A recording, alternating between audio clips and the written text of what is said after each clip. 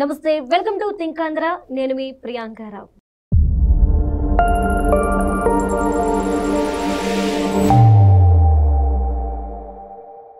YCP వాళ్ళకి జగన్మోహన్ రెడ్డి గారు వేసవి సెలవులు ఇచ్చారా? ఇప్పుడు ఇదే టాక్ అంతటా నడుస్తుంది. ఎందుకు అంటే జగన్మోహన్ రెడ్డి గారి వ్యవహార శైలి ఆ విధంగా ఉంది కాబట్టి. సో దీన్ని ఎలా చూడాలి, ఏం జరుగుతుంది వైఎస్ఆర్సీపీ పార్టీలో అనేది తెలుసుకుందాము. ఈరోజు దీనికి సంబంధించి మనతో మాట్లాడడానికి మధుసూదన్ రెడ్డి గారు ఉన్నారు, ఆయనతో మాట్లాడదాం. నమస్కారం సార్. సార్, జగన్మోహన్ రెడ్డి గారు అధికారంలో ఉన్నప్పుడు ప్రజల్ని పట్టించుకోలే, ఇప్పుడు పట్టించుకుంటాను అని పట్టించుకోవట్లా. అంటే వారంలో కేవలం మంగళవారం బుధవారం మాత్రమే ఏపీలో ఉంటున్నారు.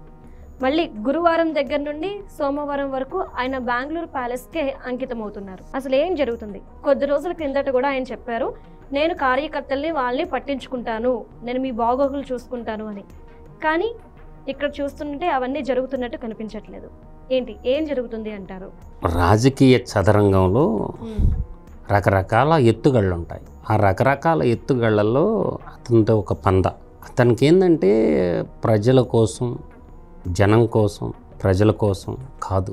అతనికి రాజకీయం, నేను ఎన్నోసార్లు చెప్పే మాట, కేవలం అతనికి రాజకీయం అనేది తన వ్యక్తిగత అజెండా ఏదైతే ఉందో దాన్ని ఫుల్ఫిల్ చేసుకోవడానికి రాజకీయాన్ని ఒక అస్త్రంగా, ఒక పావుగా వాడుకుంటున్నాడు. అంతే తప్ప ప్రజలకు ఏదో సేవ చేయాలా, ప్రజాస్వామ్యాన్ని ఉద్ధరించాలా, ఆయన ఏం దేశోద్ధారకుడు కాదనమాట. అందువల్ల ఏంటంటే అతనికి ఒక టూరిస్ట్ లాంటివాడు రాజకీయాలకి. కేవలం తన యొక్క వ్యక్తిగత స్వార్థం కోసమే తప్ప ప్రజాస్వామ్యాన్ని పరిరక్షిస్తాం, భారతదేశాన్ని బలోపేతం చేద్దాం, ఆర్థికంగా ప్రజల్ని పైకి తెద్దాం అన్నటువంటి ఆలోచన ధోరణిలో ఉండేటటువంటి వ్యక్తి కాదు. అతను నిలువెల్లా స్వార్థపరుడు. అంతే తప్ప ప్రజలకి మంచి చేయాలా, ప్రజల కోసం అనేది అతను ఎప్పుడూ అతను చాప్టర్లో లేదు. కాబట్టి తనకున్న ఈడీ సిబిఐ కేసుల నుంచి ఎలా తప్పించుకోవాలా, మనల్ని ఎవరైతే తప్పిస్తారో, మనం ఎవరికి అనుకూలంగా ఉండాలా, మనం ఎవరిని కొనాలా, ఎవరిని ఏటెయ్యాలా, ఎవరికి పోటీ వేయాలా అని నిరంతరం ఆ విధమైనటువంటి ఉంటాడనమాట. రెండోది ఏంటంటే ఇప్పుడు బయటకు వస్తే సొంత డబ్బులు పెట్టుకోవాలా. ఇప్పుడు ₹1 బిళ్ళ పెట్టేవాడు కూడా లేడు. గతంలో ఏంటంటే ప్రభుత్వంలో ప్రజల డబ్బు కదా, విడిగా ఎట్లయినా ఖర్చు పెట్టుకోవచ్చు. ఇప్పుడు బయటకు వచ్చిన కాడి నుంచి అప్పుడు అన్న అడుగేస్తే మాస్, అన్న పరిగెడితే మాస్, అన్న నవ్వితే మాస్ అన్నట్టు అన్న ఒంగున్న హెలికాప్టర్ కావాలా, తొంగున్న హెలికాప్టర్ కావాలా, ఇవాళ ఊరు తెచ్చి పెడతాడు హెలికాప్టర్లా. అదంతా ప్రజాధనం కదా. అందువల్ల ఏంటంటే ప్రజాధనాన్ని విచ్చలవిడిగా వాడేసి ప్రజాధనాన్ని విచ్చలవిడిగా ఖర్చు పెట్టుకొని తిరిగాడు. ఇప్పుడు ఎవరు ఖర్చు పెడతారు? తన సొంత డబ్బులు ఖర్చు పెట్టుకోవాలి, లేదంటే తన పార్టీ ఫండ్లో నుంచి తీసుకొని ఖర్చు పెట్టాలి. రెండోది ఏంటంటే తన పార్టీలో కూడా చాలా డబ్బు ఉంది. భారతదేశ వ్యాప్తంగా ఎలక్టోరల్ బాండ్ల రూపంలో డబ్బులు వసూలు చేసిన పార్టీలో యువజన శ్రామిక రైతు పార్టీ కూడా ఒకటి.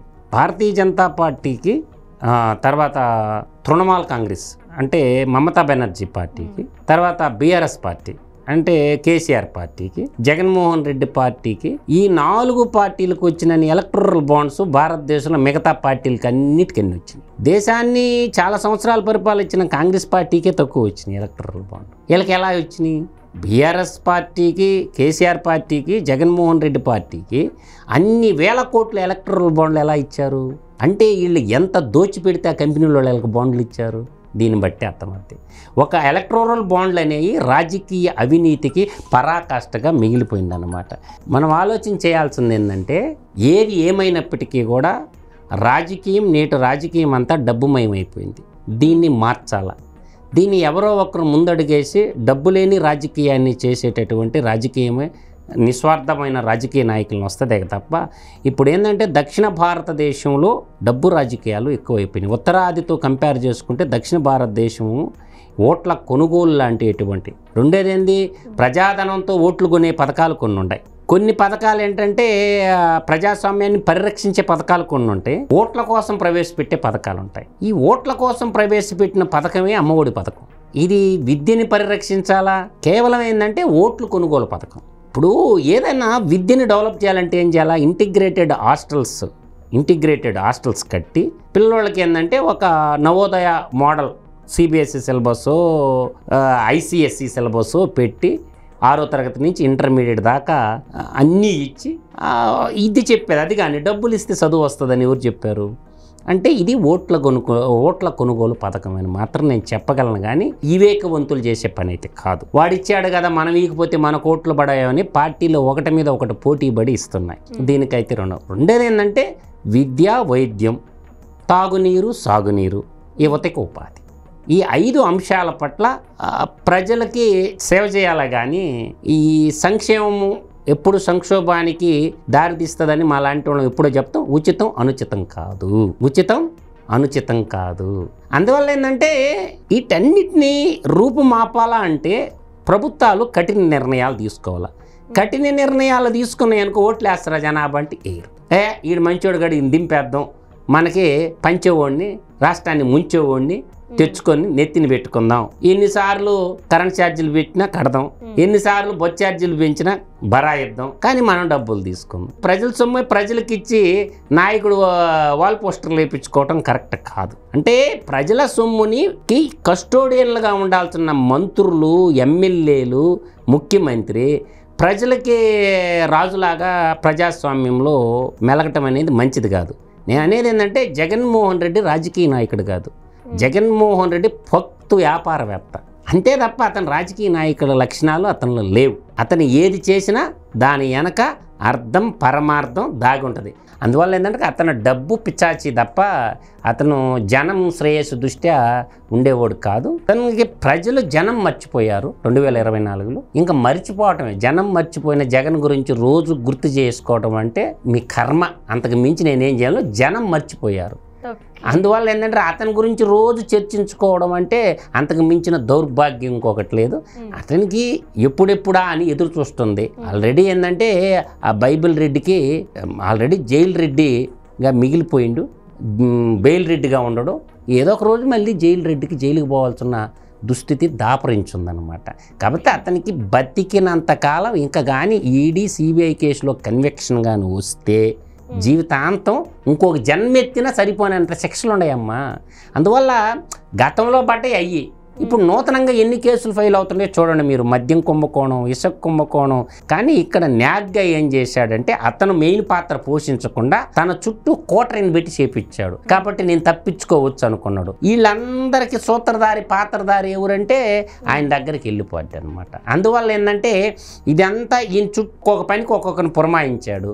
కాబట్టి వాళ్ళందరూ చెప్తారుగా, వాళ్ళు మునిగేటప్పుడు నీ చేత ఈ పని ఎవరు చేపించినారంటే సీఎం గారు చేయమంటే నేను చేసినానని చెప్తారు. ఇప్పుడు విజయసాయి రెడ్డి అదే మాట చెప్పాల్సి ఉంది. వైవి సుబ్బారెడ్డి వాళ్ళ సొంత పిన్నమ్మ కొడుకు విక్రాంత్ రెడ్డి ఉన్నాడు, ఆ అబ్బాయి అదే చెప్తాడు. తమ్ముడు వైఎస్ అనిల్ రెడ్డి ఉన్నాడు. ఈ శాండ్ కుంభకోణంలో, లిక్కర్ కుంభకోణంలో వీళ్ళందరూ ఏంటంటే ఒక మిడతల దండులాగా ఉన్నారు. కాబట్టి ఇవన్నీ ఏంటంటే తెలుసో తెలియకో ఒక ఊబిలో ఇరుక్కున్నాడు. ఆ ఊబిలో నుంచి బయటికి రాలేక గిలగిలగిలగిలగా కొట్టుకుంటున్నాడు. కాబట్టి జగన్మోహన్ రెడ్డిని జనం మర్చిపోయారు, లెవెన్ రెడ్డిగా మిగిల్చారు. అందువల్ల జగన్మోహన్ రెడ్డికి ఇంకా రాజకీయ భవిష్యత్తు లేదు. కాకపోతే సోషల్ మీడియాలో కొంతమంది యువతరం ఒక గుప్పుడు మంది ఏంటంటే రెచ్చగొడుతున్నారు.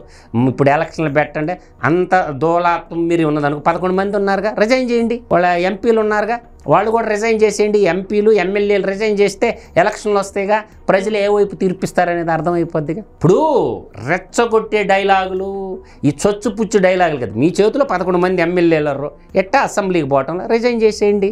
బై ఎలక్షన్ వస్తుంది కదమ్మా. అట్లాగే ఎంపీలు ఉన్నారు, పార్లమెంట్కి పోవటంలా, చర్చిల్లో పాల్గొనటంలా, రిజైన్ చేసేయండి. బై ఎలక్షన్ వస్తుంది, బై ఎలక్షన్లో తేట తెల్లం అయిపోద్దిగా. అంత పౌరుషం ఉన్న పోటీగాళ్ళు అయితే రిజైన్ చేయండి, రిజైన్ చేసి మళ్ళీ గెలవండి. ప్రజాస్వామ్యంలో ఎవరు గెలుస్తారు, ఏ విధంగా ఓట్లు వేస్తారు, ప్రజా తీర్పు ఎలా ఉంటుందో అర్థమైపోద్దిగా. ఆ పని మాత్రం చేయరు. ఇప్పుడు రండి ఎలక్షన్లకు అంటారు. మీ చేతిలోనే ఉంది కదా, మీరు రిజైన్ చేస్తే నిమిషాల మీద స్పీకర్ ముద్ర కొట్టుతాడు. రిజైన్ చేయమని చెప్పు, ఏ ఎమ్మెల్యే రిజైన్ చేస్తాడో చేయమని. 11 మంది ఉన్నారు కదమ్మా, 11 మందిని రిజైన్ చేయమనండి. ఎంపీలు ఉన్నారుగా, రిజైన్ చేసేస్తే ప్రజాస్వామ్యం అన్న ఎంత పోటుగాడు అనేది అర్థమైపోద్దిగా.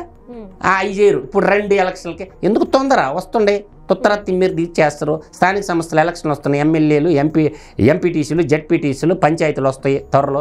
అప్పుడు తిమ్మిరి తీర్చేస్తారు. ప్రజలు ఆ రోజు తెలుసద్దుగా ఎంతమంది ముందుకు వచ్చి నామినేషన్లు వేస్తారు, అది కూడా తెలుసద్దు. చూద్దాం, వెయిట్ అండ్ సీ. తినబోతారు రుచి ఎందుకు.